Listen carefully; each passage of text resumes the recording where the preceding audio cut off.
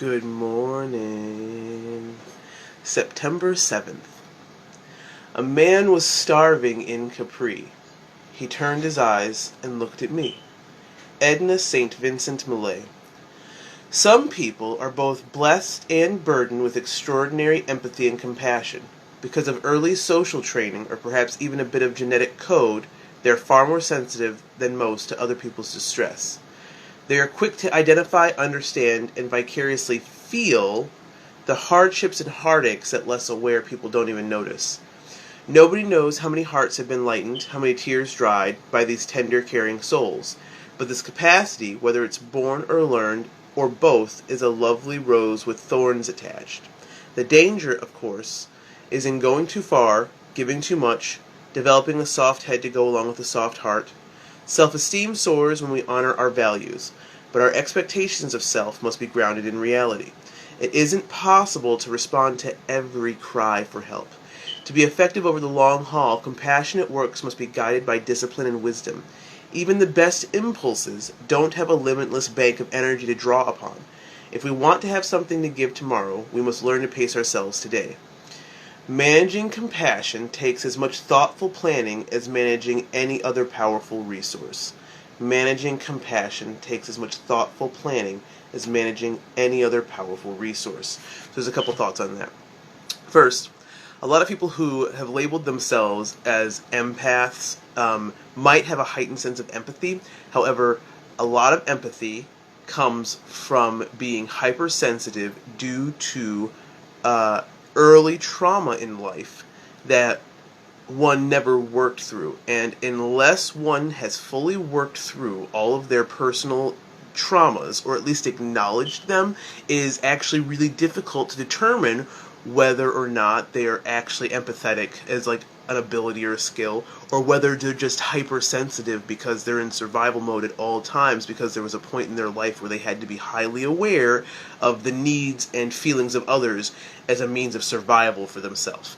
So anybody who labels themselves an empath should really be like, okay, so what trauma did I perceive or experience as a young person, and am I really being empathetic, or am I being hypersensitive? Because hypersensitivity places one in a anxiety state all the time, which actually makes it really difficult to engage in empathy or compassion, because mostly you're just panicking and trying to solve a problem so that you'll be safe. That's not the same thing. And traveling in healer circles, it's really... If I was more compassionate, I'd probably be less annoyed by it. But hypersensitivity and empathy are not the same thing. They're just not.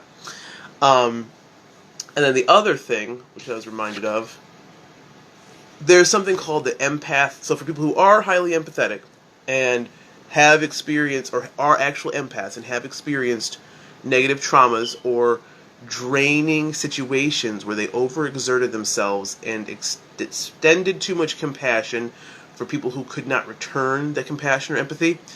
It's called an empath narcissist cycle, and essentially, where you're super empathetic and super giving and super loving, and you try and meet the needs and help people and be compassionate and provide them with the things that you think they are missing in a caregiving capacity, and then you do that until you burn out, and then it flips and it becomes narcissism, in which point it's a literal burnout, but you've lost the ability to be empathetic for a period of time, and you engage in selfish behavior.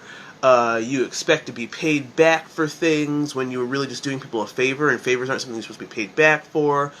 You can become snippy, avoidant of clear communication of boundaries or expectations with others, or just stepping over people's boundaries and not caring. It can manifest in drug abuse, cheating, emotional abuse of others, just really nasty behavior that you wouldn't normally engage in, but you've just been so good and so nice for so long, and now you want yours. And it can happen on a large scale, it can happen on a minute scale. It usually happens within relationships between so either a narcissist and an empath, where the empath feeds as much as they can to the narcissist, and then eventually figures out that the narcissist isn't going to be equally reciprocal with that emotional giving, at which point the empath starts to pull away, and then the narcissist can feign or fake empathy in order to get just enough. It's always bare minimum. Just enough for the empath to feel like, oh, they do love me, and then the empath goes right back to what they were doing. And it's never an equal exchange. The narcissist never actually gives as much emotional stuff. It's like the guy who cheats on the doting wife repeatedly, and she goes to counseling and therapy and tries to do everything that she can to make him happy again, because she feels like there's just this pit that he needs to have filled with love, which can be true, but it's usually too late by the time the person's an adult, and all that stuff. And finally she gets fed up with him and is like, oh, I'm leaving, and then that one day he brings home flowers and chocolate and takes her to dinner and is really sweet to her that one time. And then she's like, oh, he really does love me. And then the cycle starts all over again, where things very rapidly go back downhill, and one person's just giving too much, and the other person gives little to nothing whatsoever. So that's between one full narcissist and one full empath that can happen. And then there's something where a lot of people engage in the narcissist-empath cycle on a minute basis between each other in relationships, and both people are doing it. One person's a little more empathetic, the other person's a little more narcissistic. The other person recognizes, oh, hey, the empath, I haven't been getting enough out of this situation. The one who's been more narcissistic goes, oh, okay, they become more slightly empathetic. But a lot of times it's with inappropriate communication, so cold shouldering, withholding physical affection, sex, all that stuff. And so it's a lack of communication usually between two people who would otherwise could be healthily balanced, but just don't emotionally and intellectually communicate well with each other. A lot of people, most humans all over, engage in these cycles on a regular basis. It is exhausting. I definitely engaged in a narcissist empath cycle with my ex, who could be highly empathetic, but was raised around a bunch of narcissists. So he was already drained coming into the relationship, and I ended up giving more than I got out of the relationship, and it became the pattern that was established early on in a relationship, so there was no room for change. By the time I recognized what was happening and requested change, he couldn't do it anymore because of the brain damage he had done to himself from drinking as a way of coping with his depression about taking advantage of other people's empathy when he himself felt that he used to be or could have been a more empathetic person. Also the burnout from being overly compassionate in his career choices that they were draining to him.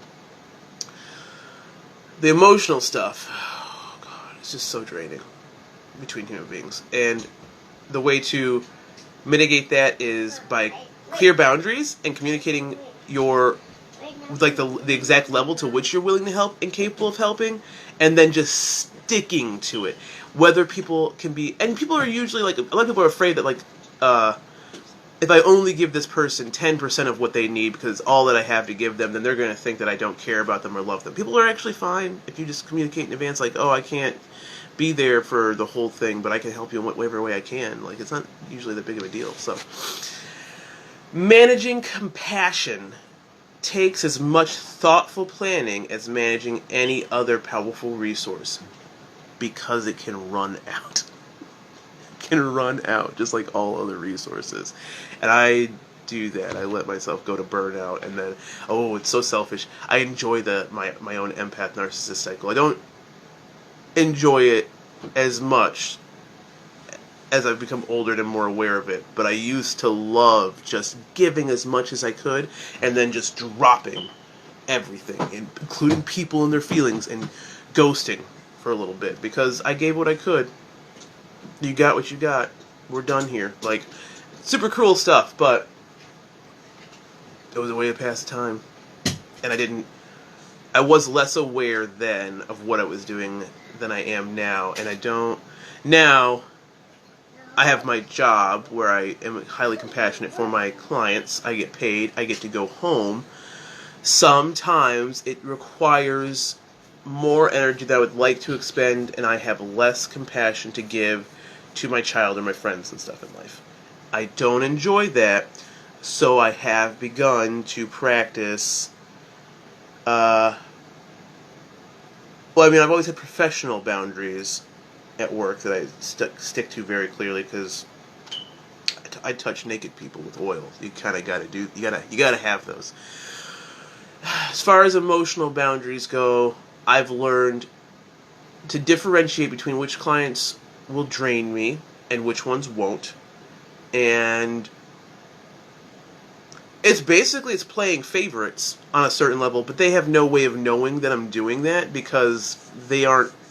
Each relationship that you have with every human being is different, and luckily in my professional life, they don't know each other. So I like, for a while there, it was almost like I was afraid that they would have a conversation with each other and figure out, oh, Caroline treats me differently than she treats this different. No, that never happens. Like, they don't know each other. It's never going to happen. So I've learned to, some clients, that 60 minutes that we have time together, that's it. That's all they're going to get. There are some clients that have my number because they need to text me a question, because they're not going to abuse it. It's just like, what is it? Like, somebody had a question about their shoulder blades and like the muscles in the back because they've been trying to work out and stuff like that. It was like a 50-second question that I had to answer. That was it. Not even a minute of my time outside of work. I don't care. That's fine. Whatever. Like, the ones that are going to take more work, that's where the resources thing comes in. Those are the ones you end up charging for the work that you're doing. Otherwise, but I'm learning to manage my emotions and my relationships in such a way that I don't hit that compassion burnout, because I actually like being a compassionate person. I like taking care of people. And so that whole, like, ghosting and dropping people like sacks of potatoes, just don't even care in those moments. I would just drop them completely. I don't like doing that. It feels kind of mean. So I'm like, changing the way I interact. I don't know. Managing compassion takes as much thoughtful planning as managing any other powerful resource. Gonna go make coffee and hang out with my family before they leave. Love you guys. Have a good morning.